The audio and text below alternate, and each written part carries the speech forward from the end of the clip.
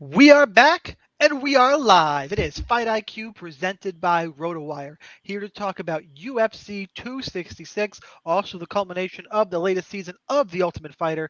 For the featherweight title, it is Alexander Volkanovski taking on Brian T. City Ortega. Co-main event, another title fight. Valentina Shivchenko is going to murder someone. No, sorry. She's actually taking on Lucky Lauren Murphy, who I'm going to feel like an idiot if she gets lucky somehow and wins the title, but Yeah. I don't see that happening. Anyway, I'm your host of Daily Fantasy Sniper. We'll talk about those fights and everything else for UFC 266 from a fantasy perspective. But that's enough about me. You guys are all here from our analysts, the co-hosts, the important guys who can help you make all that money. It is Joe, also known as Sun Tzu, and Chris, who on Twitter is at Real Chris Olsen. Guys, it's been a hot minute. You ready for UFC 266? Why don't you go, Chris? I'm here. Am I not here? Yeah, you're there. I said, why don't you go first? Oh, okay, all right. I was being polite. It's That makes- unlike Okay, me. no. I understand. Joe's got some zinger lined up. He wants to save. No, not at all. I do not. It threw me for a loop. Okay. No, I'm ready. I think I love it. I think I'm excited for a lot of these fights. I'm excited to see Dan Hooker back. Certainly excited to see Nick Diaz, if only for the what the hell is going to happen factor, which is very high in that fight. Main event, I'm always good. Like, I think that Alexander Volkanovski is just one of those guys that you have to watch at this point, just because of his mastery inside the cage. Not completely discounting Ortega, but I think I like watching Volkanovski work. But yeah, a lot of good stuff to talk about and a lot of good stuff to watch. So I'm ready to get it going. Spoiler alert for later. We are all not on the same page for the main event, so we're gonna have some fun with that one. Joe, how are you? Yeah. So I'm probably the only one of the few people that could not give a flying F about the Diaz Lawler fight. But aside from that, I am cautiously looking forward to this card because I'm on a mini run at DK. Had a good week last week, had an okay week the week before, so I'm kind of on a 2-week run. I'd like to continue that now with the big prize pools. However, I do see a lot of optionality. My good friend Brett Apley corrected me and said it's not variance. So I do see a lot of optionality and different ways to go. And I felt a lot more confident about my lineup creation last week than I feel this week. So let's see what happens. Let's see if we could make it 3 weeks in a row. All right, let's just jump. Actually, before we jump into the fights, make sure you go to rotowire.com/free for a 10-day free trial to all their premium content. No credit card required. Welcome to everybody, the loyal viewers, listeners, watchers, whatever you want to call them, you guys on YouTube. Hit me with any comments. We'll read them throughout the show. If you're watching this on replay, make sure you subscribe to the RotoWire channel. You get the little bell whenever we go live. Or you subscribe on iTunes. It is RotoWire MMA. And actually, I should say, we're now on the RotoWire MMA YouTube channel specifically, right, Chris? That's right. RotoWire MMA. We're on Help us build Facebook. that. We're on Twitter. Yeah. New thing for all you guys. Everybody, and I'm derailing us for a second already. Go to RotoWire MMA. I need everybody in here to subscribe to RotoWire MMA. Then I need you to go and I need you to send it to 2 friends. And then you get them to subscribe. I don't care if they never watch anything. Each one of you help us get 3 subscriptions. My goal is I want this channel. The old RotoWire one is with NFL. We're not going to catch them so easy. But of all the other sports, this channel needs to have the most subscribers. So challenge to you guys. Hook us up. Appreciate it. That's enough. Let's talk about some fights. Throwing down the gauntlet. That's right. Exactly. Omar Morales, 8,500 on DK, taking on Jonathan Pierce at 7,700. Line on this fight, Morales is the minus 158 favorite. The comeback on Pierce is plus 134. To me, there's a lot of good fights in this card for DFS. It could be a high-scoring night. This one, okay, sure. I'm not too interested in it. It's weird in that my quick pick, I think Morales wins. I think he keeps it standing and he wins the decision. Pierce is probably the better DK play because if he wins, it's takedowns and submissions. So it's one of those ones where I'm picking the favorite, but the dog's the better play just for pricing and upside. But Morales is my pick. I think he keeps it standing and wins a decision on the feet. Hang on, I want to do something specific here. So let's see. We got 13 fights in this card. So Chris, you're up first. Yes. Okay. Well, I think I know what that's about, but we'll say that for later. I want to make sure Joe breaks down first the women's MMA title fight because I'm going to give him shit to start this. Yeah. Well, we need his insight now more than ever on a fight like that.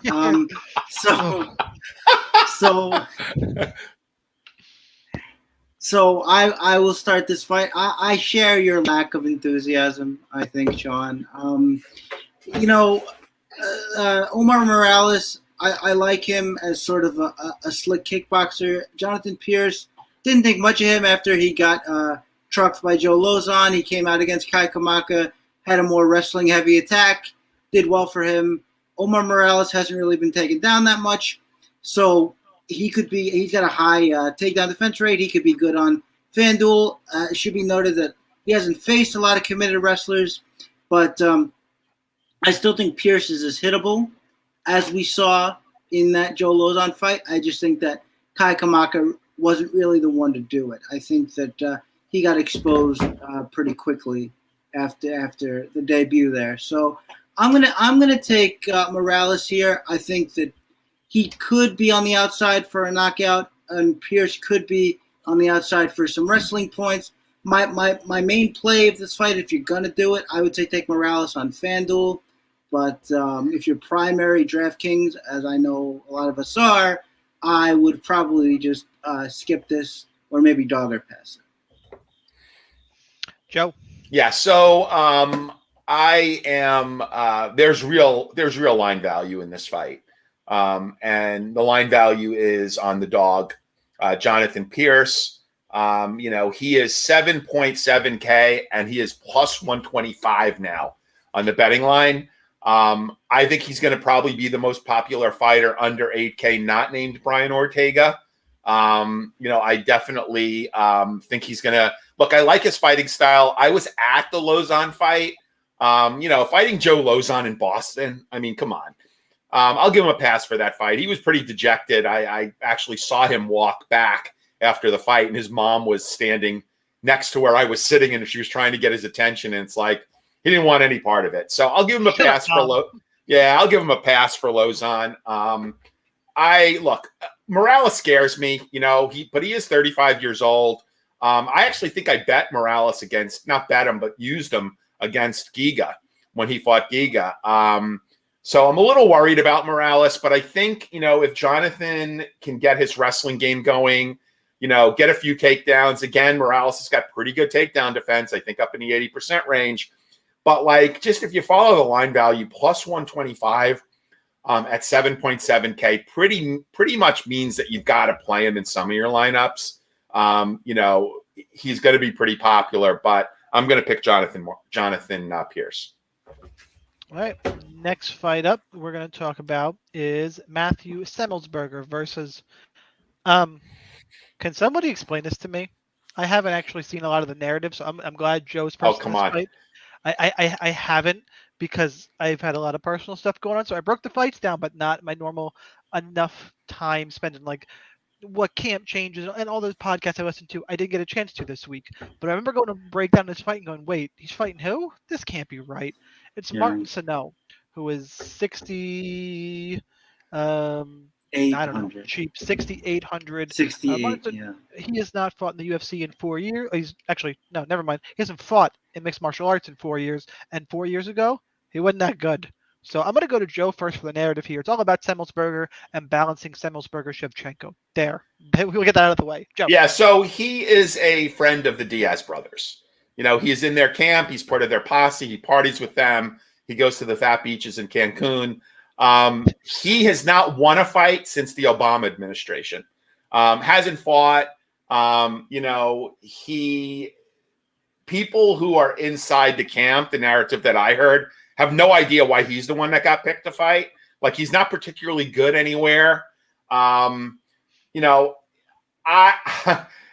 was Maddie S., I would be friggin' pissed.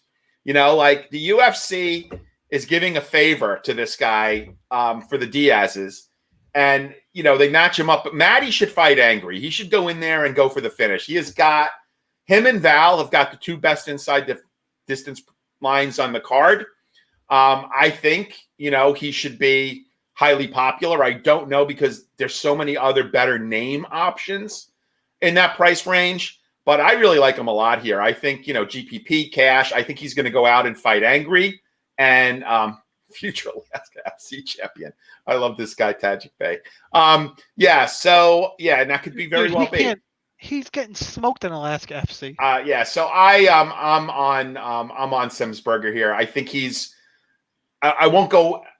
I think he's as much of a free square as Val is. I know that's a pretty bold statement, but that's the way I see this fight. Nope, I agree. I'm with you, Chris. Yeah, I don't have that much to add. I watched Snow's last. Where's your in-depth technical breakdown? What are we doing? Yeah. Well, I was gonna say that I did watch Sano's last fight in Bellator. It's not good. His opponent. that was Chris being really. It's not good. Yeah, I'm trying one to be of the as best color guys possible, in the business. It was not. Yeah, good. That's it. Opponent got his back, really, really mauled him for round one. Opponent got so tired he could barely stand, and Sano couldn't finish, which should tell you all you really need to know. He just sort of stalks with his hands down, but doesn't really have any technique when he swings. He's very hittable. I mean, Semmelsberger is Semmelsberger. Yeah.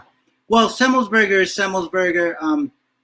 I think we've issued this kind of warning before, but if a guy hasn't come in a couple years and we haven't seen him in a while, you always got to be aware, especially if he's working with the PI or he's got new trainers now, so you don't know what he's going to look like. So that's a little bit of warning there. I'm not going to pay too much attention to it. Is he doing that? Is this the guy for that? I don't know, but I mean, it is Matthew Semmelsberger and it is 9,400 DK, and that's with a lot of options that we have here. So, it's kind of an odd thing. Is Matthew Semmelsberger warrant that? I mean, he got that quick finish over Jason Witt. Have we really seen enough dominance from him to warrant a 9,400? I mean, I think that's a legitimate question, at least. I think, I'm going to have some of him, of course, because I think Sano is liable to come out here and just get plastered. He gives me, it's funny, he's from the Diaz camp. He gives me very strong Chris Avila vibes, if we remember that name. That's when they were having, I think McGregor Diaz 2 it was. That was they one put of him on. Favors, yeah. Yep. Yeah, they put him on there to fight the GOAT, Artem Lobov, and Artem showed why he's one of the best in the world. But yeah, I think that, I think Semmelsberger. Well, I had to keep it going. But I can't with that one. But so yeah, my pick is Semmelsberger.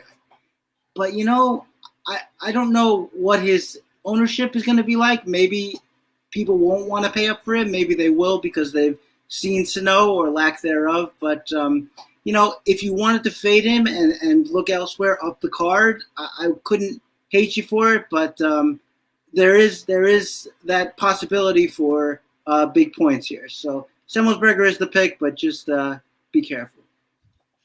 All right, we spent way too much time on that fight. Let's talk about. We certainly did.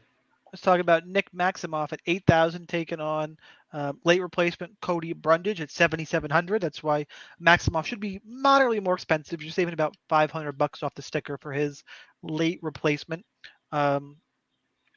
Maximoff is a minus 130 favorite. Come back on Brundage is plus 112. Fight does not go to decision, minus 150. It's interesting. It's two grapplers, and who's the better guy? It's funny. MMA Twitter. You have to know the landscape of MMA Twitter sometimes to judge ownership. If you don't know, I mean, we all know who Brett Appley is. We don't go and talk about competitors a bunch, but we're all relatively friendly. We all know each other. Brett and Nick Maximoff are boys. And I'm sure I have not looked at Brett's. I have not looked at Brett's content this week, but I assume he's high on Maximoff in this spot. I'm picking Maximoff to win straight up. And if I'm picking Maximoff to win, I would assume Brett's all over Nick Maximoff. And if one of the biggest content producers in the space is all over Nick Maximoff, now I'm going, bleep. How chalky is Nick Maximoff going to be? And so you got a content provider we know is probably touting him high. I'm just assuming, so don't if I'm wrong. And you got line value, a good inside the distance prop. Jeez, what are we looking at here? I think Maximoff will be relatively popular. That being said, I think he wins. I think he's better. I do think he finds a submission. But there's a little bit of my worry in this fight, actually. When you get two grapplers, man, we've seen these fights end up standing, and they shouldn't. And I've seen too many times to just say, go all in on this fight. So I'll be heavier on Maximoff. I think he wins. But I have a little bit of trepidation. I've not determined my ownership yet for this fight, but I think I might be slightly under to Maximoff here. I think I'm going to run him in my primary for the line value and then just go underweight in GPP. I think that's my move. So that's my breakdown for this fight. Chris, what do you got? Yeah, just a fun little story about Cody Brundage. He's the person who, on the Contender Series, he had William Knight in full back mount. William Knight had his hand. He couldn't move. Herb Dean told him to move or he was going to stand him up, which is very funny. And in trying to move, he lost the position and got knocked out. So that was him on the Contender Series. Glad to see that he's here, even if it is late notice.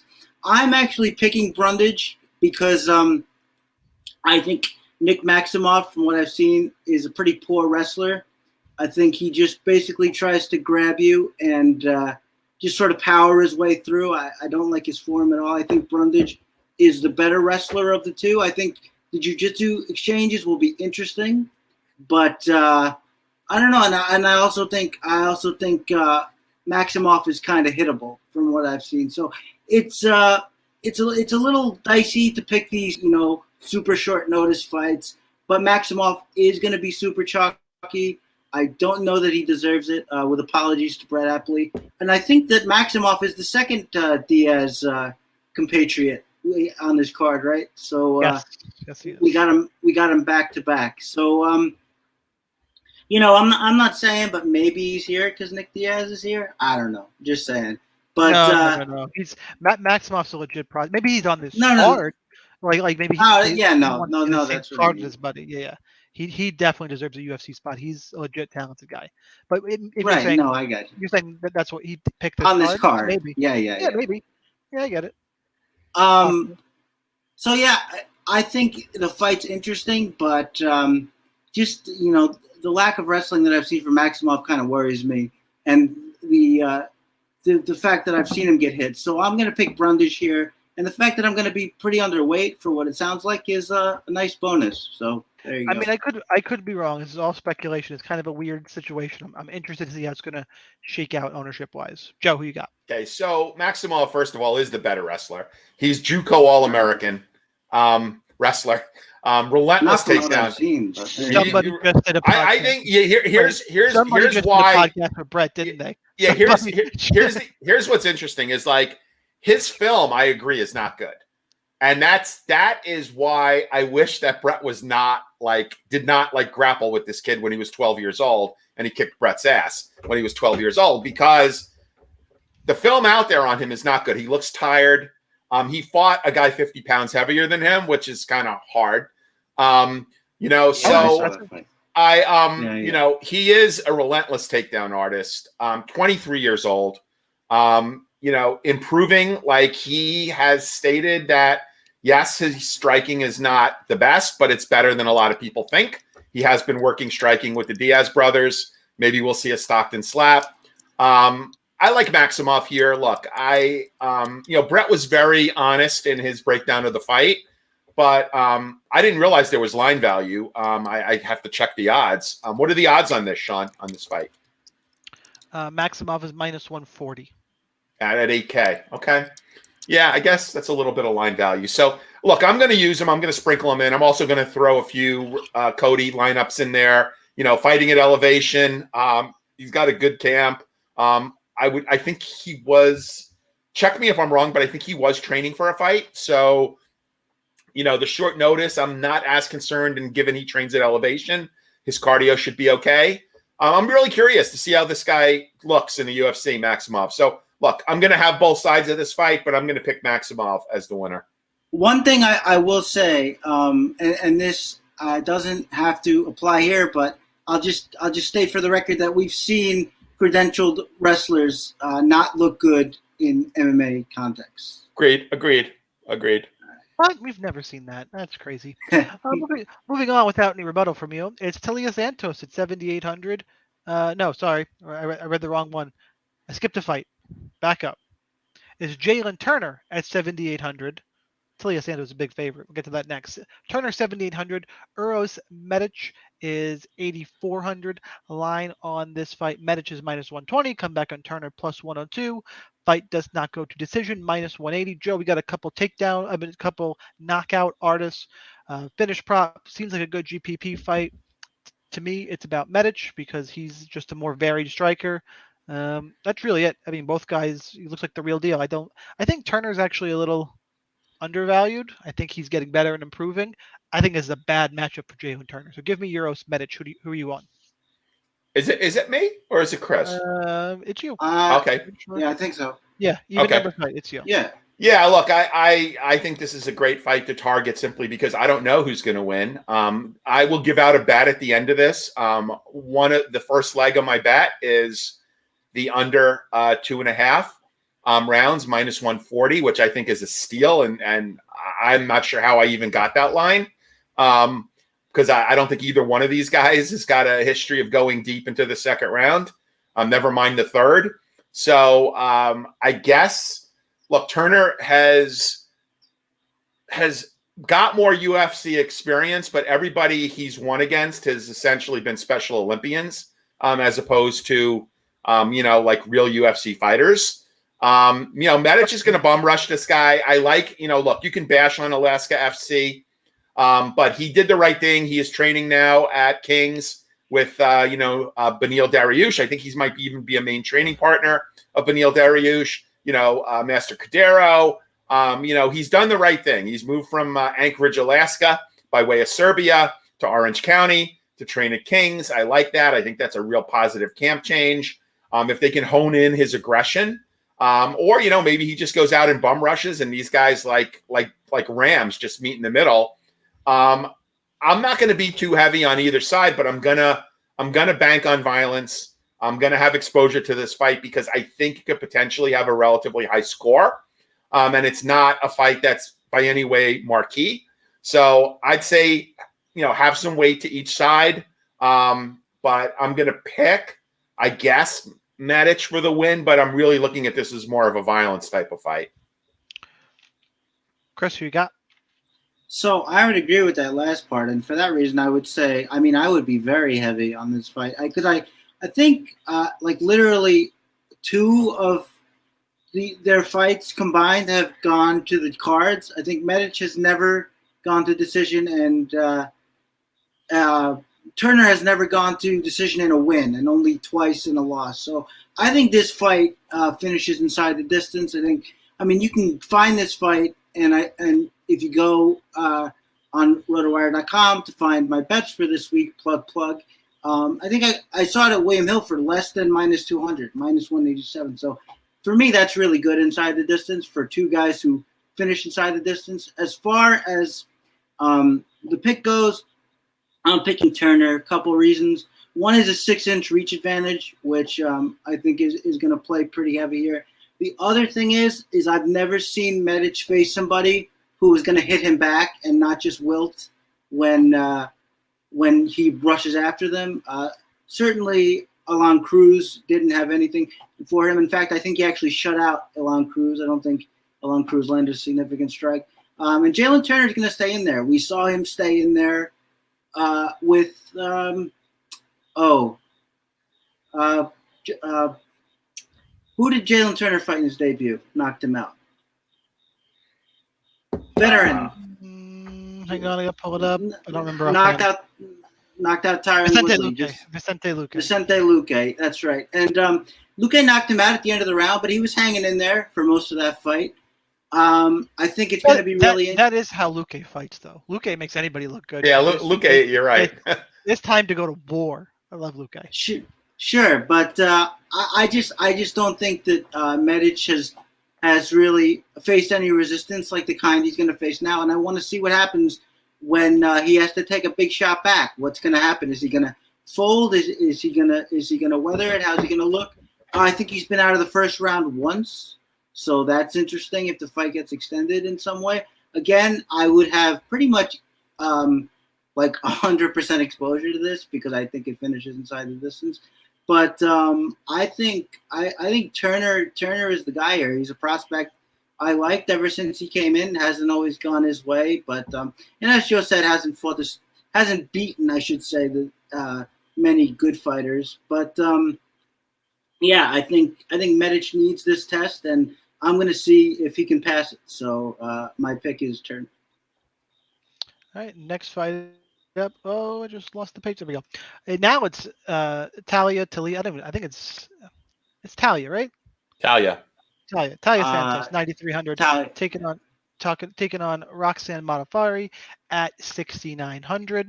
Line on this fight, Talia's minus 405. Roxy's plus 320. I know we like to hate on Roxy. I have a few things to point out here. Talia Santos. Jesus. Talia Santos is a minus 400 favorite. Talia Santos has lost to Mara Romero Barella. You can tell me Roxanne Modafferi. Well, that was before Barella self-destructed, in all fairness. Yeah, fair, but I mean, still, like, she lost that fight, and she was submitted in that fight, if I remember right. She got armbarred. You tell me Roxy can't find an armbar? You tell me Talia Santos, who, was in, one fights, but, Molly McCann, I don't know. I'm just not incredibly impressed. Just paying 9,300 for Talia Santos when you have Matthew Semmelsberger take on a high school science teacher, and Valentina Shivchenko taking on literally, I'm not, somebody with, I'm not going to go there, with a rough past and is fortunate to be there because the division is cleaned out. I'm going to pay for Talia Santos? No way. I'm with Will. I'm taking Roxy for the win because there is just stupid odds value here.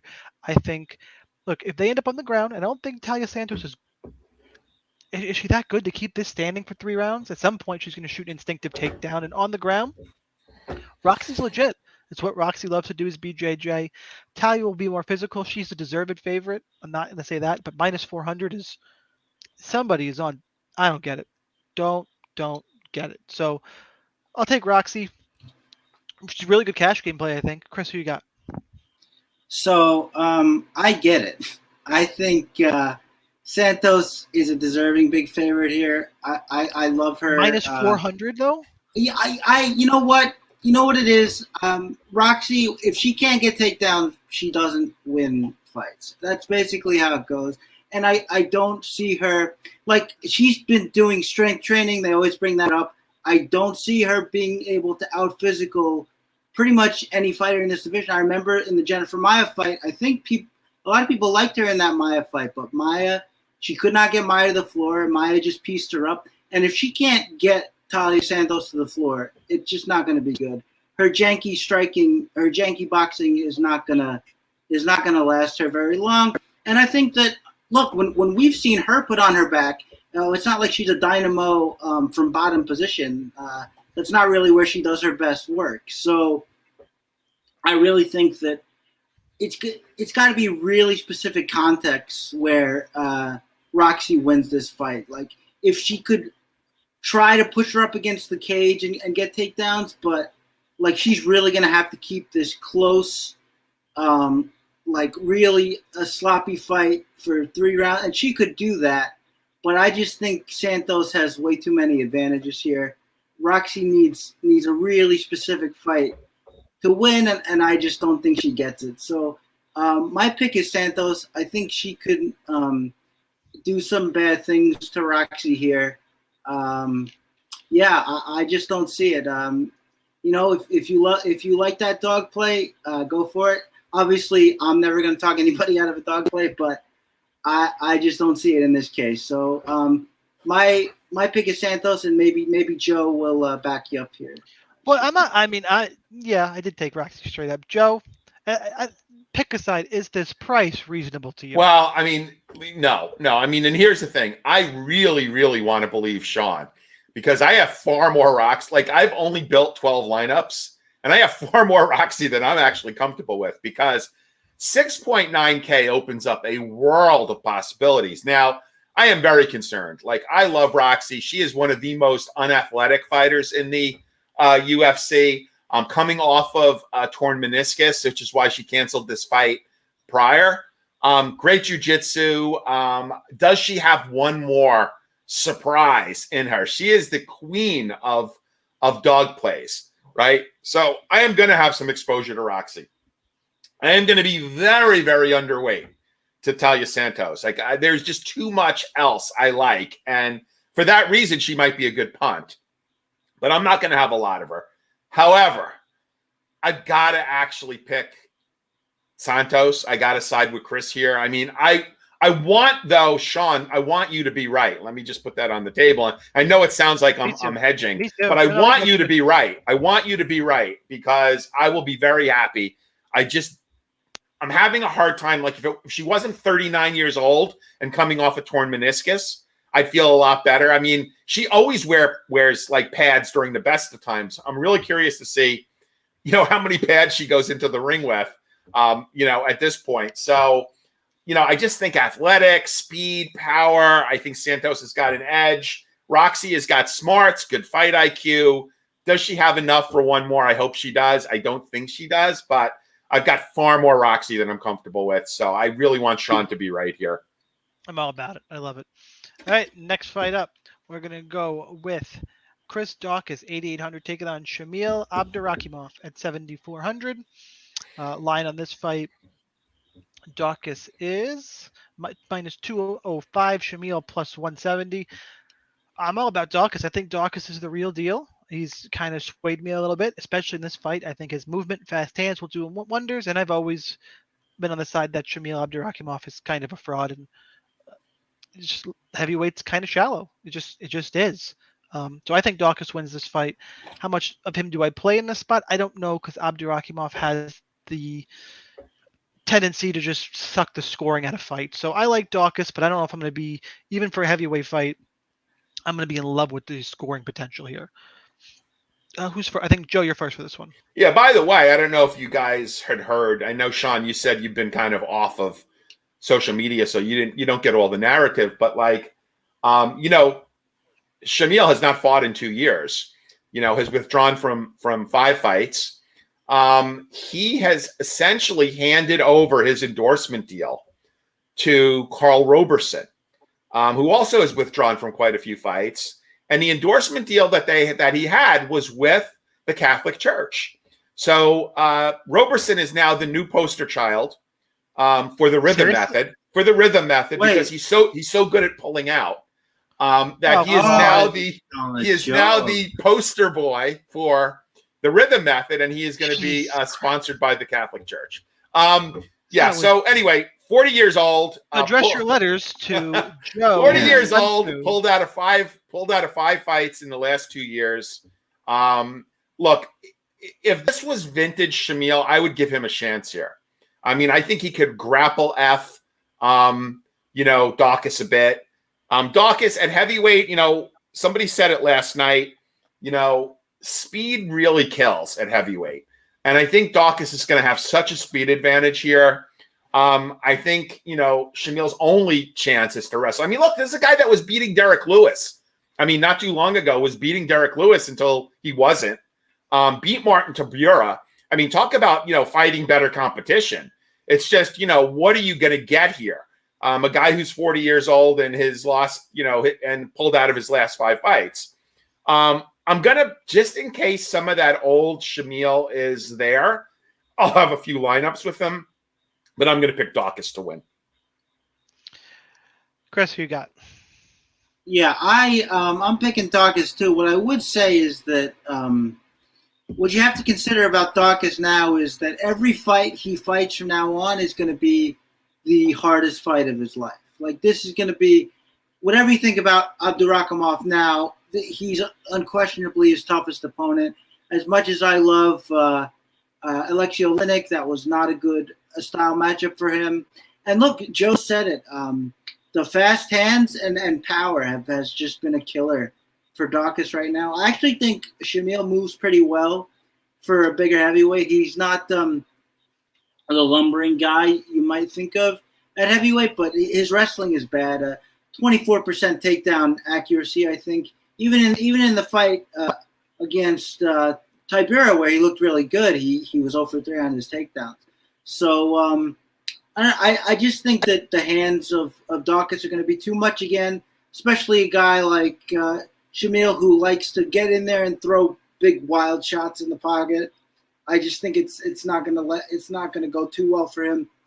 As Joe said, 2 years off, 40 years old now, everything all in. I think you should have some Shlemiel just because Shlemiel or Shlomo. I like it, yeah. Just because, again, like eventually Chris Daukaus is going to hit a stumbling block here. He's not all he does is box and is quick, which can get you very far at heavyweight, but eventually it's going to run into a stumbling block. I don't think it's here. If you do, then I would advise to go for it. But I think Daukaus gets his fourth stoppage by strikes in 4 fights. So I'm this just in. Chris says if you think a fighter's going to lose, play the other guy. This is why we're here. Some hard hitting commentary. I am here to dish out the pearls of wisdom. Well, dish out some pearls of wisdom. Actually, this would be a good one for Joe, who can take us all through the New Zealand and German passport systems. As Dan Hooker's 8,700 taking on Nasrat Haqparast at 7,500. Line of the fight: Hooker's -140. Nasrat is +120. Both guys visa issues. Both guys got here. Both guys made weight, made championship weight, by the way. So professionals there. I will say, I know Hooker's been up against some top competition and has fallen short. I think he's still very, very good, and I've always been down on Nasrat Haqparast. I cleaned up when Drew Dober knocked him out. I think Dan Hooker's going to knock him out too. I like Dan Hooker in this spot. I'm not in the Nasrat train. Guys, yes, he looks like Kelvin Gastelum. Ooh, okay, I'm done with it. He is who he is. He's an okay UFC fighter. I think Dan Hooker tunes this guy up. And I honestly think the fact that he looks like Kelvin has got this line where it is. Like I think Hooker should be closer to -200. Like, I like Hooker quite a bit in the spot. Not that Nasrat can't win, and Hooker's taking a lot of damage. I get it, and it's an MMA fight, sure. I just think skill-wise, I'm missing something here. I love the line on Dan Hooker. This one is Chris. Yeah, we hit the exacto here, Sean, because not only do I agree that Dan Hooker wins, I agree that Dan Hooker probably knocks him out. I just think that. Oh no! Everybody, me and Chris agree. Go bet. Yeah. Go bet Nasrat to win in the first 60 seconds. Yeah. Wow. Well, no, I mean, I just think that like Nasrat is so.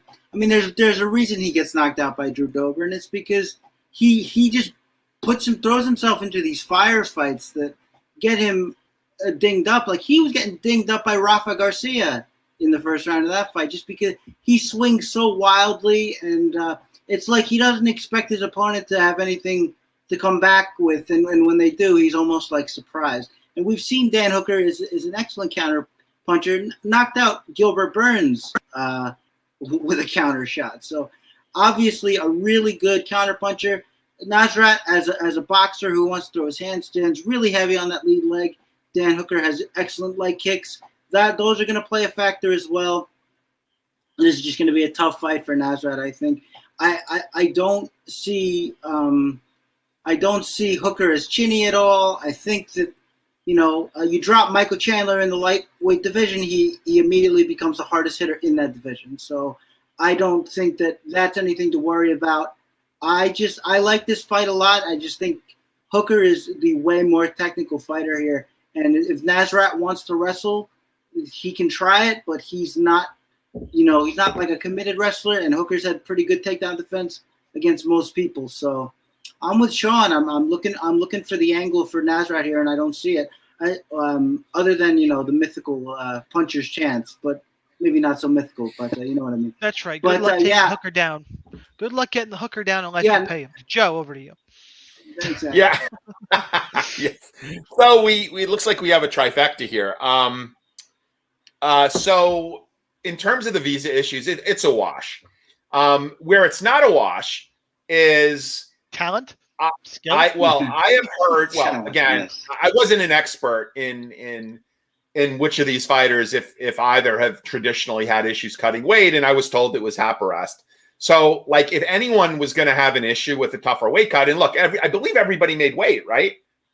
Yes. Yeah, I believe everybody made weight. So everybody made weight tomorrow. Right, but if one was going to have an issue, it was going to be Hasparas. Look, I still think Hooker. Look, he was flash KO'd by Chandler, who hits pretty freaking hard. Other than that, the one blip was like he took a life, almost like it would have been a life-changing beating for a lot of people. What Edson Barbosa did to him, but other than that, he's been pretty solid. And I think Haparast was exposed when he went up against Drew Dober, who was a really technical and has fast hands striker. And I think that Hooker is pretty technical and he's a better striker. Maybe he doesn't have as much power all in, but I think he will be able to box up Hasper. And also I think he could take him down. I think he could actually deploy some wrestling and actually get him to the ground. Like, I would not be surprised if that happens. So it's going to be a trifecta here. I like Hooker. I don't know, given his price point, how super viable he is for DraftKings, but I do like him and I will pick him to win. So what I'm hearing is you like Hooker, but too expensive. Not necessarily too expensive, just maybe better options. It was the sex for money joke, Joe. It was. Sorry. I totally missed it. Very good, Chris. Very good, Chris. I appreciate it. I would not have guessed Joe. No. By the way, if you guys in chat aren't dying on that one, yeah, good one. Very good. Very good. We had the lead-in fight to the main card. Merab Dvalishvili, 8,900, taking on Magic Marlon Moraes at 7,300. Merab is minus 240. Marlon's plus 200. Look, everybody knows this fight. Merab's going to shoot takedowns. Marlon's going to try and knock him out. By the way, from here on out, that's aside from a couple fights. I think there's 5 fights left. I think this one and then 3 of the next 5, we're going to be saying the same thing. One guy's going to try and find a knockout. One, he's going to look for takedown. Like that's like we're going to be saying that a bunch here. In this fight, Marlon's dangerous. I don't like relying on knockout power, although we're going to talk about that more later. There's 135. I've always thought Marlon was not a fraud, but had a couple good performances, flash KOs that didn't really demonstrate how good, the level I think he's really at. I think he's had some good performances. Props to him. I think he's a little bit overvalued in the space. And I think Merab is a real contender. Obviously, tough stylistic matchup, and he's fantasy gold. I do think Merab wins. I do think he probably scores well. I'm going to hedge a little bit on Moraes because Merab has eaten some shots, and Marlon has shown he can put people down. He's done it. So I don't think Merab's a slam dunk, but he is one of my favorite plays on the card. I was going to mention one more thing. Yeah, it's a weird spot. So it's also, as much as we want to play Merab, we got to balance Semmelsberger, and we got to balance Shevchenko, and we got all these other pay up options that people want to play, like Curtis Blades, we haven't talked about. I know people are going to want to play him. Volkanovski's a little, is cheaper than Merab. It's interesting in that you might be able to actually get, for the first time, I think, since he's fought in the UFC, you might be able to get leverage on Merab if you go hard here. I don't think he's going to be 60% owned like he's been pretty much all of his other fights. No way. So it's an interesting spot, but I'm kind of with the field. I'm gonna lay my head somewhere else. We'll get to that. 2 other spots. I don't love Merab because of Shevchenko and Semmelsberger. So I do think he wins. It's an interesting spot. So you have all these favorites. My advice would be, this is how I approach DFS. I go just a little tangent here. Pick 3 of these guys. Don't spread yourself too thin. Play a little of all of them, but don't just vanilla cupcake it out and play like 20% of each of your big 5 favorites. No, you need to take a stand. You like Semmelsberger? Play 60-70% Semmelsberger. You like Shivchenko? Play 60-70% there. And I think as you do that, Merab just naturally goes down how much you can fit. So unless you put him up in that core, and then you better be ready and hope Shevchenko doesn't pay off or Semmelsberger, you have to make these kind of decisions. So, and that's what DFS is. For what it's worth, I value Shevchenko and Semmelsberger both higher than Merab, but Merab would be number 3 on my list. He would be ahead of Curtis Blades, which we can talk about later. So just DFS advice there. This is an even number fight. So Joe, you're up. Yes. So I I said this before, but I think Moraes made a huge mistake, leaving his camp in New Jersey. And now he trains at some place called the Armory in Florida, which I'm not sure who his training partners are, but definitely he does not have the tutelage of Mark Henry anymore. Look, he has fought the best of the best. I mean, I'll never forget that kind of head kick knockout of Jimmy Rivera. At his best, he should be able to beat Merab. Now, he's 33. I mean, they're actually like just slightly more than, only 2 years apart, right? In age. So it's not that big of an age range. So like, you can't say Moraes is an old man. Like maybe he's got a little bit more mileage on him, but I really think that he did himself and his career a disservice by moving from New Jersey to Florida. And I'm not saying that because I live in New Jersey and think it's so great. Obviously, if you can save 9% on income tax, why not? If he would have went to ATT, this is and apparently he was there for a hot minute, but did not really, he kind of now does his own thing and trains at this place called the Armory, I believe, is where his training is. He's the kind of guy who strikes me. Maybe I'm wrong. He's the kind of guy who strikes me. If he's not the best guy in the room, he's kind of a d-bag. It could be, but I am surprised that no one is picking him. Literally, no one is picking him because I looked at him and I'm like, yes, Merab is DraftKings gold, right? He's a relentless chain wrestler, but he's not a finisher, right? We know that. And we saw that, look, I'm not saying that Moraes fights the same way that Dotson does. There's no way he could fight that way because he's had cardio issues in the past. But is it inconceivable that, he could maybe catch Merab with something in the first round or maybe the first 7 minutes before his cardio goes?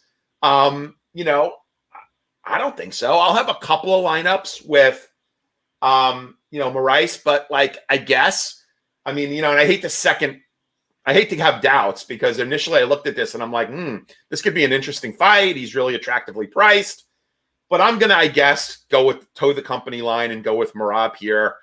Chain wrestler, DraftKings gold. He's likely going to be highly owned, but to Sean's point, there's no way on this slate he's going to be owned, at the 60% he normally is. He will not be the highest owned fighter. There are others that are going to fill that role. So I guess in a long roundabout way, I'll take Merab, but I'm going to have a few shares of Marlon in case the old Marlon shows up. Chris, who you got? Well, I think Joe said it when he talked about the cardio. I really think Henry Cejudo kind of broke him, and I think the way that we know that for sure is you look at that Rob Font fight, and Marlon Moraes is the one scoring 3 takedowns in the first 2 minutes. That's not how he fights. He went out and got himself tired. Look, I think that Marlon Moraes is a dangerous one-round fighter. He's very quick. He's very powerful. So I think the best way to play this fight is just, bet Marlon in the first round and then do whatever you want to do after that. And because I think if Marlon wins, that's where it's going to be. I don't think there's any way that he can beat him outside the first round. And I think a finish could happen here late because if Merab does get his chain wrestling working, we're going to get a severely depleted Marlon Moraes by the ends of round 2, the start of round 3. So I really think this could be a good spot for Merab if we get 6 takedowns, the control time, and then a late finish, something to that effect. I really think that could that could score well. That's kind of the way I'm banking on the fight to go. I haven't really seen, happy to be proven wrong, but I haven't really seen Merab rocked or hurt, really. I think I remember No, but he's eaten some Frankie good shots. Saenz. Yeah. Yeah, I mean, he has, but I think part of that good cardio translates to a good chin. I just haven't really seen him rocked, or at least to my memory. And I think that Moraes is just too, like I said, first round, and for the price, if you want to bank on that, because if he comes in, he's really going to come in. If it has to be first round, but I think the more likely play and the one that could pay off better in the end is Merab for the reasons mentioned. So that's the pick. All right, next fight up, we are on to the main card. So I'm supposed to give another plug here to RotoWire, rotowire.com/free for a 10-day free trial to all the premium content, no credit card required. But more importantly, go subscribe on YouTube to RotoWire MMA, subscribe to the podcast on iTunes, RotoWire MMA. It's main card time. Jessica Andrade, 9,000, taking on Cynthia Calvillo at 7,200. Line on this fight, Andrade minus 260, Calvillo plus 215. Calvillo, another Diaz, California disciple, I will say. Obviously belongs to the top 10 of her division. Big test here against Andrade. Now, Calvillo's going to need this fight on the ground. Does she get it there? This is another one that probably not. But if she does, I do think she's good enough to submit Jessica Andrade. I picked Andrade. I stay by the pick. But I really think if Calvillo can find a takedown, weather an early storm, like Andrade is approaching the back end of her career. She just is. And Calvillo's, I think, is improving. I do think Andrade is better, more power. But there's something just tells me Calvillo could wear on her. So the pick is Andrade, but I think Calvillo is a really sneaky potential GPP winning play. So I'm going to be probably over to Calvillo despite taking Andrade. Chris, you're first for this fight. Yeah, I think that Andrade probably gets this, and the reason why, I mean, I agree that we know how deadly Calvillo's jiu-jitsu can be. The problem with that is that it's not even for me if she can do it. We've seen her fall in love with her boxing and not wrestle, and forget that she has to get it to the ground until 2 or 3 minutes. Go ahead, Sean. I don't think she's going to do that here because Andrade is going to. It's going to be one of those. She might for the first 30 seconds, and Andrade is going to land something. And she's going to go, "Oh shit, that's right." Like I don't think. That could be. I don't think yeah. power. In the fight, she's fallen in love with her striking. Like there wasn't power. She was losing the exchanges, but there was no power to make her change her mind. Andrade will change her mind. She'll change your game plan quick. Which will be her benefit. That's totally fair. The other thing I would say is I don't think that Andrade, like her getting muscled around by Valentina, was kind of surprising. I don't think it was just going to translate to the rest of the division. So I don't think that creates a scenario where it's like, oh, she can just be sort of out-muscled. I think that for most of the division, she's still going to be the stronger fighter in there. I think that holds true here.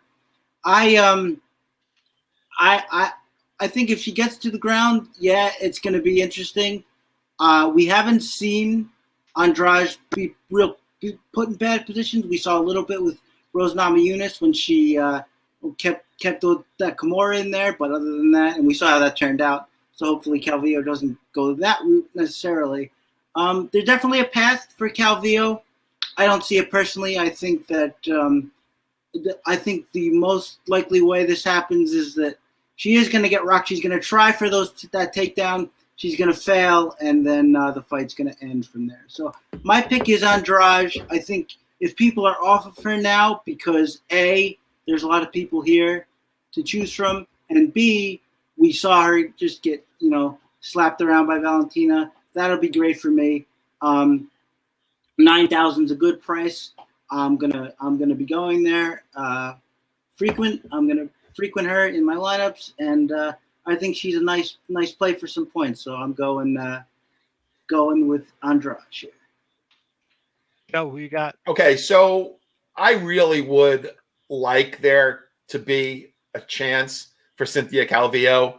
However, I was so turned off by her bad performance against Chukagian, who Andrade just blitzkrieged. I thought it was bad fight IQ. I don't know if she did that on her own, if it was a function of her camp. I can't believe her camp would have told her to fight that way against Chukagian. I don't believe she has the advantage on the ground that Sean might think she has. Andrade is a black belt. Yes, she looked bad against Val. Everybody tends to look bad against Val. I don't think she's a fish out of water on the ground. And I also think that Calvillo is not going to be able to stand up to the pressure of Andrade. I get everybody's bigger than Andrade, so that means nothing. Who is stronger than Andrade? Very few fighters in the weight class, even at 125. Nobody at 115, but even at 125. So I don't know how Calvillo wins this fight. I see her either going for a takedown and getting pieced up, or just moving and fighting off her back foot and running, being on her motor the entire 15 minutes, which is not going to be a good look for the judges.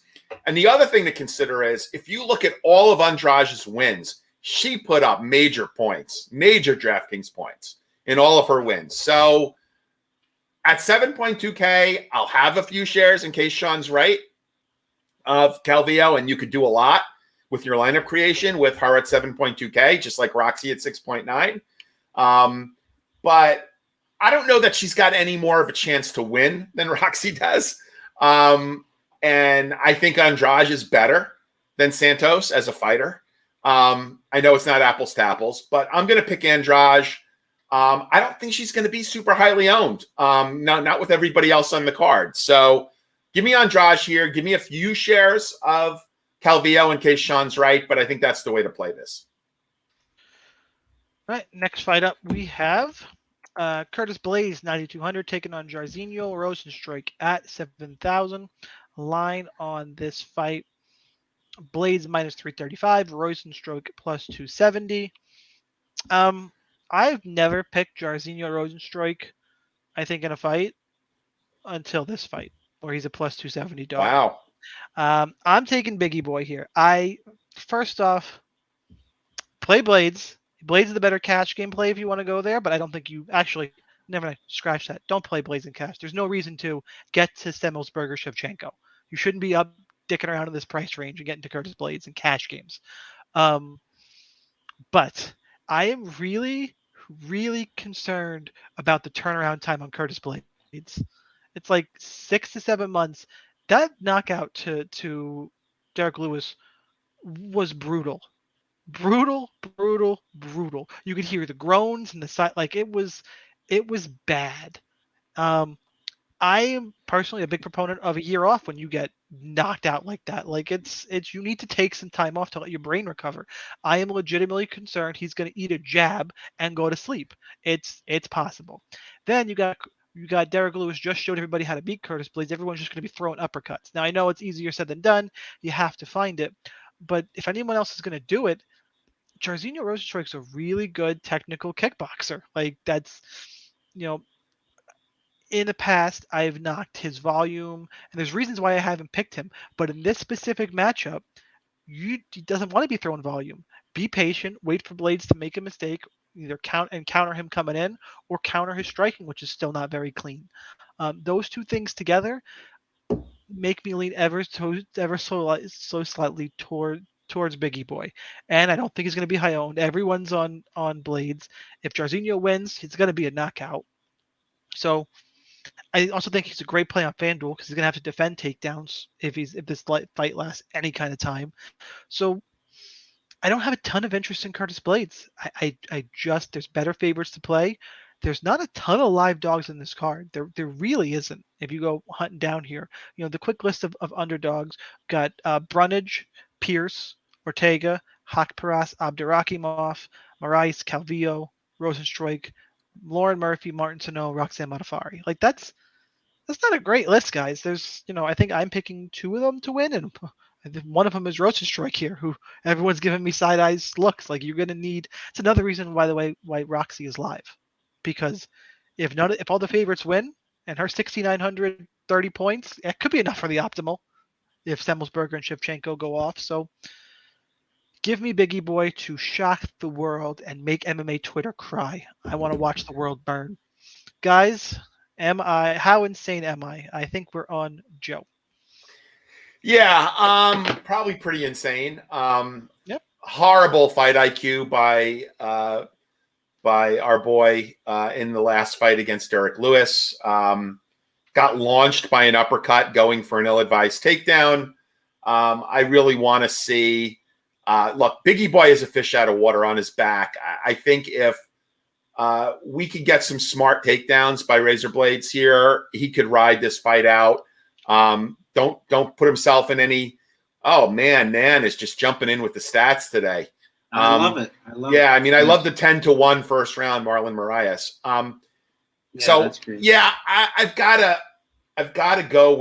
I've got to give Blades another shot here. I mean, he really killed a lot of people's nights with that last performance against Derrick Lewis. But he puts up monster numbers when he wins. Another fighter that puts up monster numbers. I'm not sure. I don't think I'm going to be over market. I don't know what his ownership is yet. I haven't looked at ownerships, but I'll probably be right at to slightly below market on Blades, and I'll take a couple of stabs at Rosenstruck just because he does have that rocket power, that one-touch power that few fighters have in case, Blades decides to, lower his fight IQ again. So give me Blades, take a few shots in GPPs of Rosenstruck, but I really, again, I'm not sure what's next for Blades if he loses this fight. I mean, what do you do? Put him up against Aspinall? I mean, I don't know. Anyway, give me Blades here. That's probably the fight, actually. Yeah. You know what? Honestly, the way Aspinall's going, you might see that fight sooner rather. I mean, I think Aspinall's going to need one more fight, and you can give him Curtis Blades. There you go. Heavyweight's shallow. I think he needs one more. So anyway, Chris, who you got? Well, I was on my phone because I was trying to figure out how to do a wellness check on Sean there. I was doing a little drop comedy, but I don't get it. First of all, when you say that the book is out on Blade, I mean there's so many ways to prevent that from ever happening again. Shoot a single instead of a double. Make sure your takedowns come up against the cage. Curtis Blades is not a smart fighter. Like he gets you telling me you think he's going to clean that up, he'll never do that again. Come on. I'm saying it's not like a thing where it's like, oh, he's totally weak here. We gotta. You're right. If he cleans everything up, sure, but I don't think he's going to be defensively responsible for long. And I could be absolutely. If he gets a takedown in the first 30 seconds, I'm turning off Twitter. I don't want to talk to any of you guys for a little bit. I get I'm going out on a ledge. The values looks like it's there to me. Sorry, go ahead. Well, the other thing I would say is Joe pointed out how bad he's looked on his back. He's been taken down by non-wrestlers like Overeem and everybody's favorite Junior Albini. I just don't see this happening. Yeah, he could detonate, but if you play him here and he doesn't detonate, he'll score you a grand total of like 6 points and a loss. So but hang on, time. I hate that argument for a reason. For GPP, this is clearly a GPP play. I don't care if somebody scores 6 points. I'm chasing 6 wins. I don't want to min cash. Take your min cash, and I'd rather lose. I want to chase first. And if Rosenstrike wins, it's 100 plus, and he's at like 10% ownership. Okay, but I could put it. I could put it like this then. What if it doesn't come until the third round, like it did? It came late against Alistair Overeem. That's how many points you gonna get if at 7K? It's probably in the running. It's not a lock, but it's in the running. All right. I got him. Yeah, I got him. Someone take a screenshot. Sorry. I just don't see it. I like Curtis Blades a lot here. I think, look, to Derrick Lewis's credit, he's done an awful lot with the most limited skill set you could possibly imagine. So I don't think there are very many that are like Derrick Lewis. How dare you, sir? How dare you? I'm giving him a compliment. I'm saying that he's done a lot with a little bit. He's an overachiever. Look, the guy's had 2 title shots. He does one thing in the cage. It's unbelievable. How dare you? But yeah, I actually love Curtis Blades here. I think this could be very much like one of his. Well, I mean, he might not get a lot of takedowns because Rosenstruck can't get up. But if he doesn't, we've seen his we've seen his ground and pound. We've seen his ground and pound be absolutely ferocious. Adam Milstead got up a bunch. If Adam Milstead can get up a bunch, I mean, what's it's true. But that's a long time ago now. It's a long time ago now. But God, I'm old.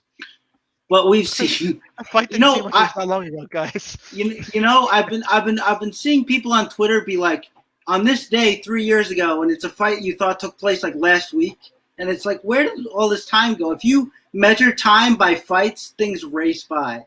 Like you'll never believe where the time goes. But I think we can move on. Yeah. Well, I'll just finish up. We've seen the ground and pound be ferocious. Those elbows are no joke. He can't defend himself on the ground. We get it. You're on the favorite. Chris is on the favorite. We're all bored. Yeah, look, to Chris's point, we do like that he doesn't play with his food. He's no John Jones. He doesn't play with his food. He doesn't beat up cars. He doesn't he doesn't beat up other things either. Yeah, cars. I don't know how you can injure a car. I thought that was interesting.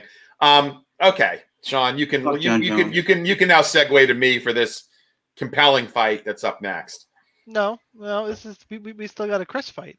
We got Robbie Lawler at 8,300. Oh, I totally forgot about this fight. Taking on Nick Diaz at 7,900. That's how much I care about it. I totally forgot. 2 old men fighting in the mid-range. Unfortunately, it's the mid-range, so I'm going to mix in a fair amount of these guys just because it's that mid-range fight. I lean towards Robbie Lawler because he's been fighting, but that's really it. I mean, this is bananas. You guys know this is a 5-round fight, right? I do now. I didn't when the week started, but I do. It is a 5-round fight. So, at least in theory. Yeah, I mean, I'm on Robbie Lawler. Play both. Honestly, don't play in cash. There's too much up in the air here. It's the only reason to play this fight is because it's a 5-round fight. Mix it in on both sides, but I'm on Robbie Lawler. Chris. I'm very much with the physical stuff today. I was doing my Diaz peekaboo guard. I don't know if you guys saw that. I did. It was great. Thank you so much. Good. It moved me actually.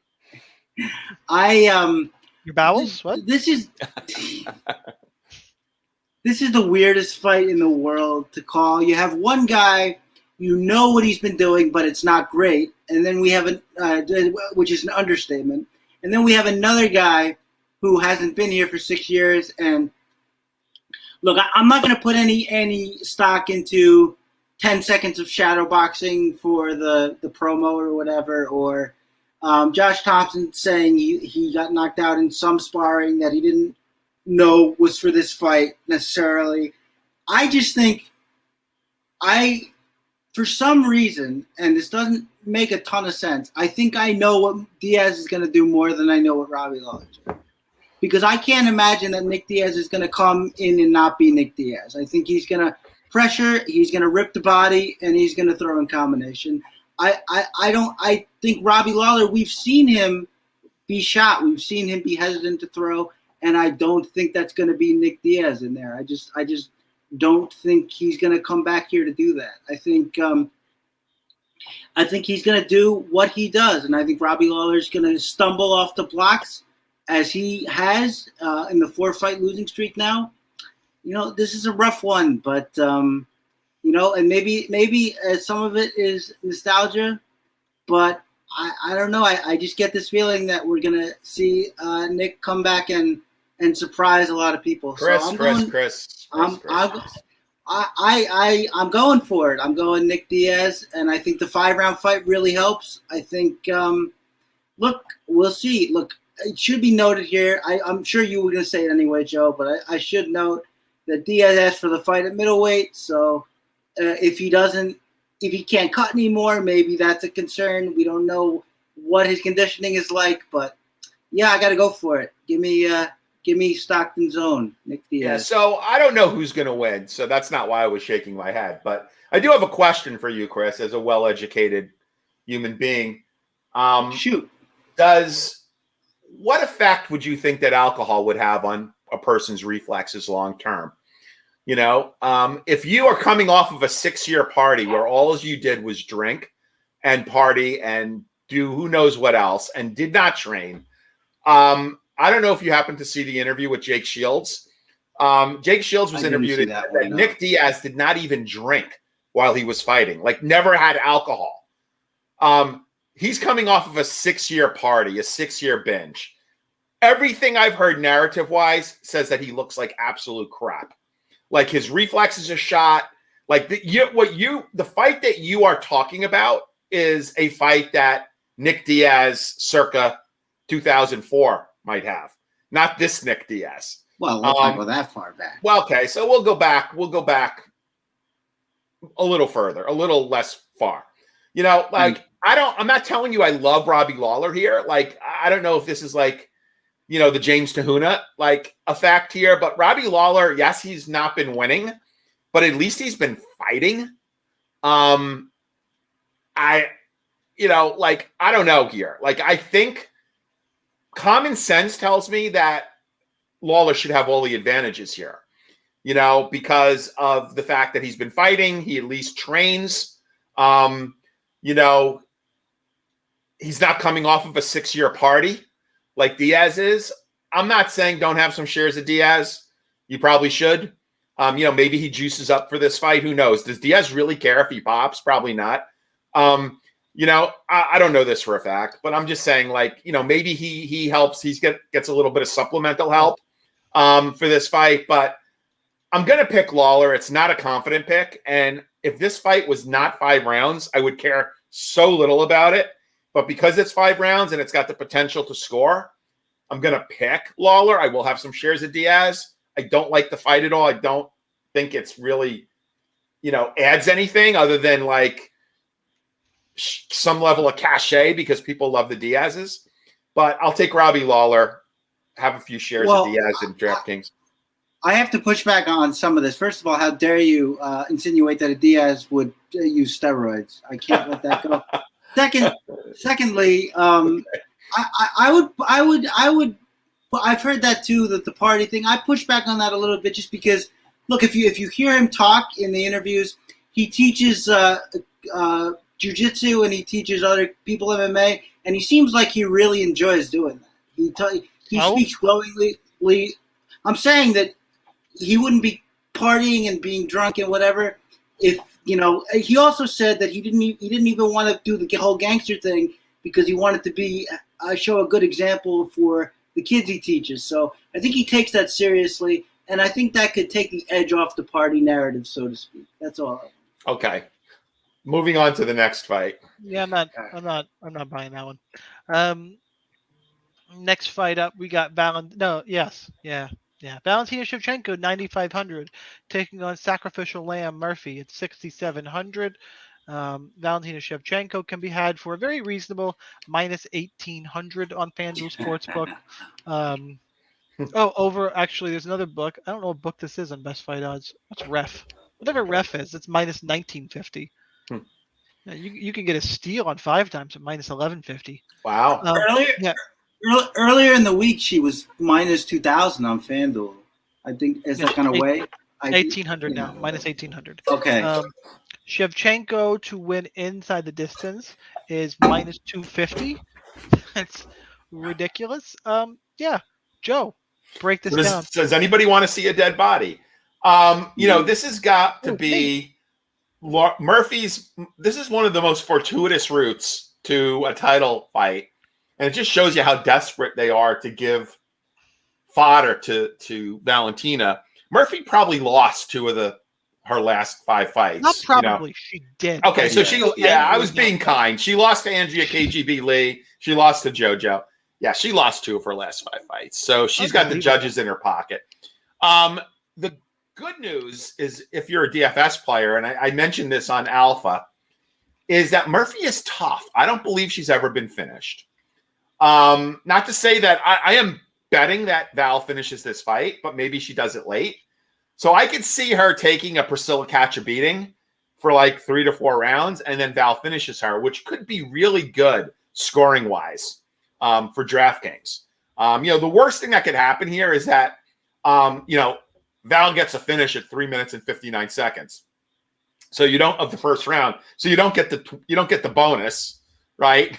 And she is not going to be optimal. So I really do think that Val could really win this however and almost whenever she wants. But if she decides to actually not go for a quick finish, she could just put some volume up on Murphy, and that's why I think Val is pretty much a lock in cash, and should also be pretty heavily owned in GPPs.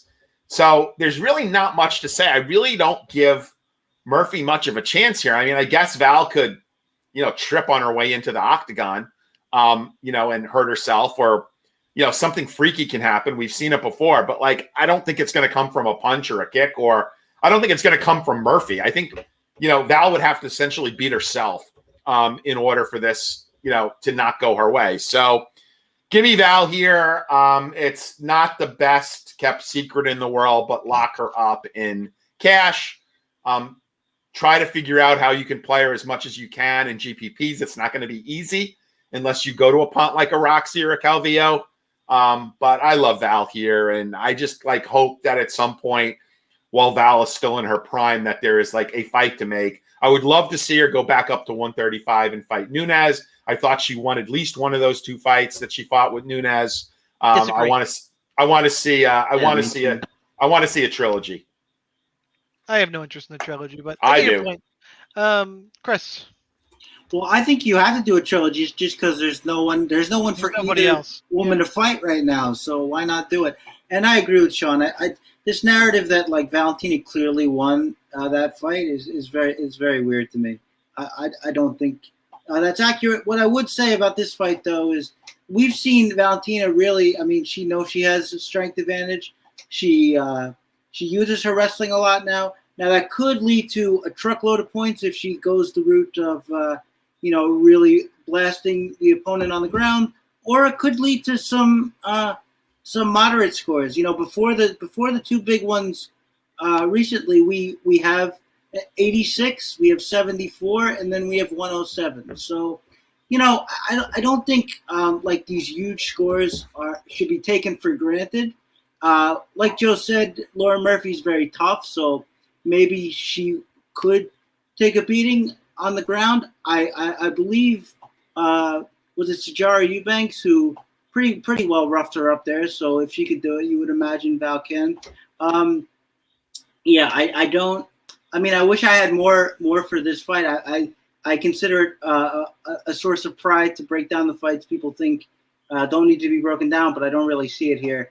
I think she's a decent boxer, but she won't be able to compete with Val's Muay Thai, and then that's pretty much it. She can't really compete anywhere. So let's just hope she survives. And at 9,500 though, I don't think that's necessarily GPP. It's cash all the way every day. But in GPPs, maybe leave it out and go elsewhere, and could be a good pass for you. But the pick is. All right, next fight up. It is the main event. Yes, Joe is hungry. We can talk about. Well, I might hold us up a little bit. Volkanovski's 8,600, Ortega's 7,600, Volkanovski's minus 170, Ortega's plus 150. And I get to go in my soapbox for a second because I'm the host of this show. Listen very closely, everybody. I'm going to spell this out very, very slowly. And I have a good friend who disagrees with this. If it has anything to do with Ortega winning, you're so far off base, it's just not even funny. Nope. I'm going to pick Ortega. But regardless, Pete, you can call me crazy. That's fine. As long as your argument has nothing to do with MMA math. MMA math does not work. Every time I hear, well, Holloway pieced up Ortega really bad, and Volkanovski beat Ortega twice. Volkanovski beat Holloway twice, so therefore he's gonna smoke it. Are you out of? Do you watch fights? That shit drives me insane. Styles make fights. You can pick Volkanovski. You can say he's too clean on the feet. His movement will be good. His leg kicks will be good. He'll keep Ortega at bay. I get all that. I get I'm on the opposite side taking Ortega. Totally get it. And I'm not, calling anybody picking Volkanovski stupid. Unless you're going the MMA math route. Then, yes, I think you're an idiot. Why I'm taking Ortega, aside from I need dogs on this card, I don't think the upside of Volkanovski is huge. I don't think he's going to put out some kind of crazy volume here. He's going to be defending takedowns. I think Ortega can find one takedown in this fight, and I think that's all he needs. I'm taking Ortega by a second round submission. I wanted to pull up real quick. I meant to have this up earlier because I knew someone was going to shake their head violently. I didn't expect Joe so hard, but I do kind of enjoy it. Volkanovski in his career, 70% takedown defense that is solid. So he's fought Holloway twice, no takedowns there. Aldo once, not takedowns there. Chad Mendes took him down 3 times. Darren Elkins got him down once. And then Jeremy Kennedy, then we get to a level situation with Jeremy Kennedy, Shane Young, although Shane Young did get him down once. And I know Volkanovski's always improving and getting better, and Ortega is not the cleanest wrestler. I get it. But if he can make these fights dirty, which he can because he's bigger and in the clinch, I've seen him the ability to snatch up submissions from everywhere. A submission grappler, this is a really, to me, an interesting matchup for Volkanovski. I'm willing to take a shot on the dog. Am I crazy? Sure. I love that plus 1,800. There's value in that. Because it gets too late, then it's hard to get a sub. They're slippery. I get it. I just think there's value here. And I'm more just irritated and now rooting for Ortega, who I don't really like, by the way. I'm not an Ortega guy. I don't like his personality. But I want to watch MMA Math Twitter burn. I so badly want to see it. MMA Math does not work. Pick Volkanovski, it's fine. Joe's going to take us home, so I know he's all on Volkanovski. I get it. I'm just saying. You'll love my reason when I go. You'll love my reason when. If you say MMA Math, I'm going to. It's something even better. I can't wait for it. Chris, yeah. With that teaser, you have to go first. Well, the first thing I have to immediately push back on is I don't think that takedown is just an automatic sub here. Don't forget, Ortega took down Zombie 3 times. There was no sub there. He took down Holloway twice. There's no sub there. I just think I don't think Holloway was on his back for more than what? He wasn't. Hang on. Well, I'll give you the Korean Zombie one. But how long was he on top of Max Holloway? I'm gonna look it up. 16. No, he had 2 minutes of control time. That's right. He had 2 minutes 25 seconds. The one spurt in the second round. That's right. I forgot about that. That's fair. But even if it wasn't the case, I would say that doesn't matter because nobody holds Volkanovski down either. He hasn't been held down. Chad Mendes didn't do it for long. Yeah. But failing that, I mean, you have to be impressed with what Ortega did, how he sort of went away and retooled himself. But, there's a difference between a Korean Zombie striking, as much as I love him, and Volkanovski striking. Korean Zombie is a good, rote boxer. He'll throw his 1-2s. He's heavy-handed. But Volkanovski has made feinting an art for him. He freezes his opponents. He's just so tricky. I think he's one of the best pure strikers in MMA. He has to be. And I just don't think Ortega, who's been a good striker for a year and a half, is going to be able to compete with that. And so when you say, that's where I come down with, he's going to take him down. Well, even if he gets him down, I don't think it's an automatic sub. In fact, I think if a sub does happen here, it's more likely to come from a front headlock than it is a takedown and a back take or something like that. So the path is there for sure. My pick is Volkanovski. Not put it up there. I think betting Ortega for sub is the way to go if you want to do it by round or whatever, because otherwise, I'm not saying anything new here, but otherwise Volkanovski's just going to take this home, and I can't trust his wrestling to be that ironclad, especially with the defense of Volkanovski. So my pick is Volkanovski, and I think we see sort of a replay of the Max Holloway fight as this fight goes along. Joe, what is your? So first I'll give you the technical reasons why I think Volkanovski is going to dominate this fight, and Chris gave a lot of them. Obviously, the takedown defense. he is mentally and physically a lot tougher than Ortega is. He's got good output. I don't. Ortega is not a good offensive wrestler. He's great at jiu-jitsu, but he's not a good wrestler, which is why I don't think he's going to be overly successful in getting takedowns. I hear your point that he only needs one, although I don't think one is going to necessarily lead to a submission here. I think at 8.6K, this is a great value on the slate.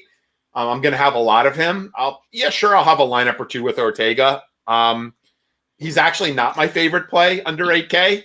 But I will tell you the main reason why I am fading Ortega. And this is narrative that is tried and true over the course of time in MMA. And no, it's not MMA math. I do not like to bet or support MMA fighters who have hot girlfriends. I knew it was going to be something. And the reason why this is, let's just play this back a bit. So Ortega, it's 5 a.m. He needs to get up and train. He looks over, and who's in bed with him? Tracy Cortez. Do you friggin' get up and go out and train? No effing way.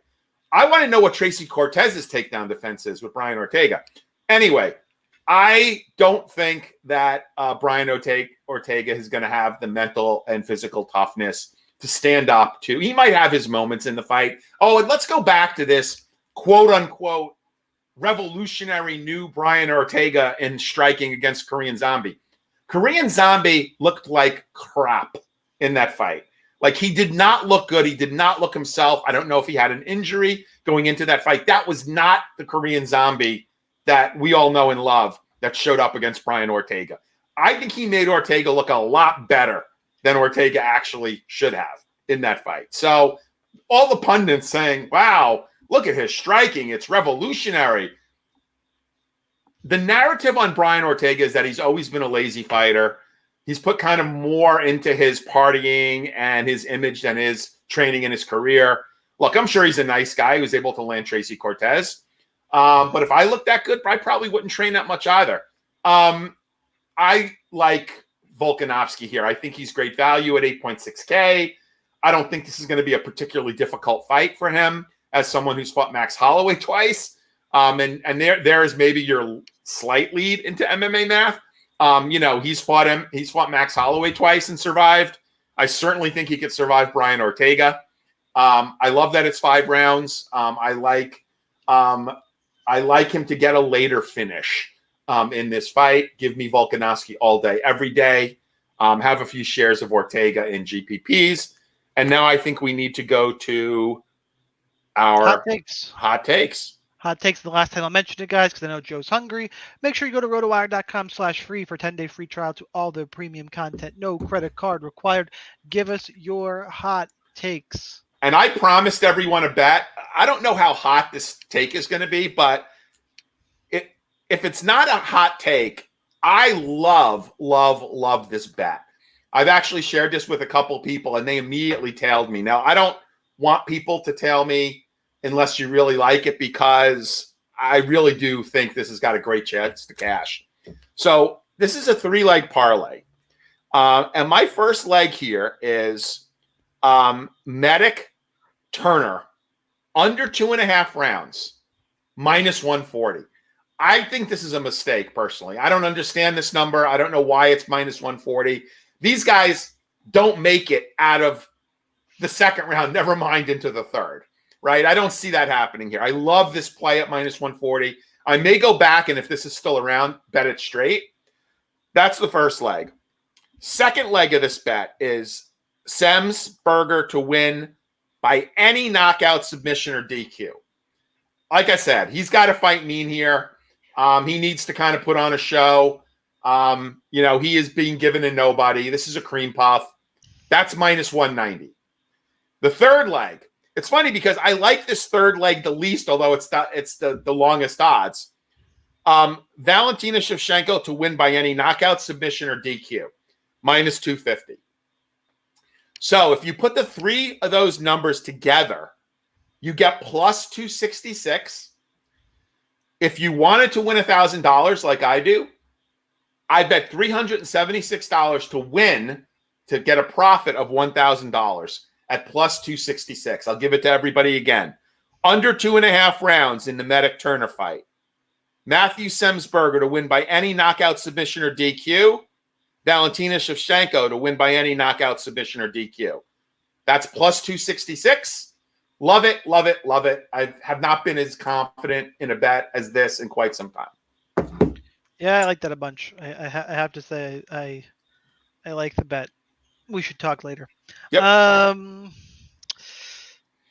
Do I have one queued up for you?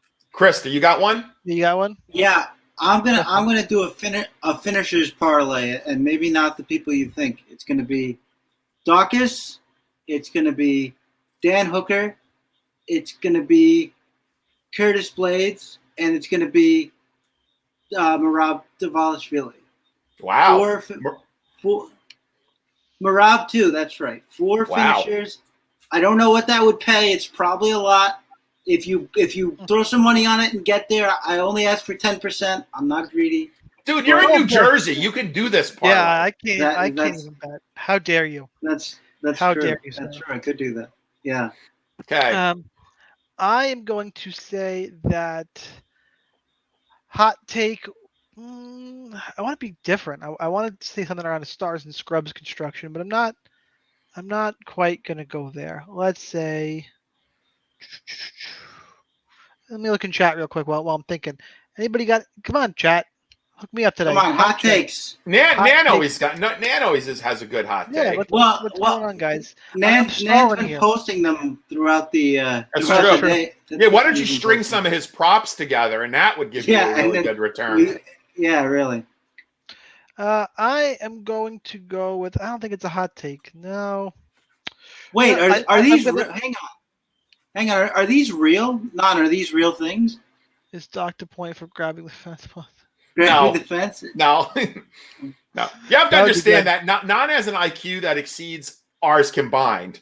I just didn't know. I mean, there's a. How dare you, Joe? I is smart. All right. Hot take. So Joe can go eat. I'm gonna copy on Chris here. I'm gonna throw together 3 guys I think finish, and I'm gonna straddle Joe. I think give me euros. We're gonna do it live real quick. Gonna go to best fight odds. I'm gonna try and Joe. What's yours? 266 is your number. 2 plus 266. Yeah. Let's see what I can get better. I'll use the FanDuel Sportsbook here just because that's what I have queued up first. Let's see. Euros. While Sean is going, I will. Yeah, Chris. Say Will has together. Ortega by sub in the 3rd round. I don't think there's a special line for Anaconda, but if there was, that would probably pay a lot. But Ortega sub in the 3rd round. And Nan says that's a real thing. Point deduction plus 3,500. That's good for you. That's a good. Yeah, bet. But not for a fence grab. There's no fence grab prop, is there? No. But you can get a point deduction for a fence grab. So, yeah. True. That's a good. After a warning. All right, I mean, I got it. That's too much fun. I might have to go for that. God, I'm kind of combining yours. We're all on the same page this week, except for the main event. Obviously, it's kind of upsetting. Actually, I don't really like it. All right, Medic wins inside the distance. Dawkins wins inside the distance. Dan Hooker wins inside the distance. That's plus 1,700, boys and girls. Plus nice. That's a good one. 17 to 1. 1770. So go make some money. Pay for your NFL DFS. Not degenerate. Yeah. I'm sure none of us would ever do that. Like Will Ortega Anaconda in the 3rd. That's my man, Will. Make these guys cry. All right, guys, that's what we got for the podcast. Joe needs to eat. I need to probably sleep, I think, at some point. Peace. Good luck in your contest. We'll see you for the next pay-per-view. Peace. All right. Thanks for watching, everybody. See you next time.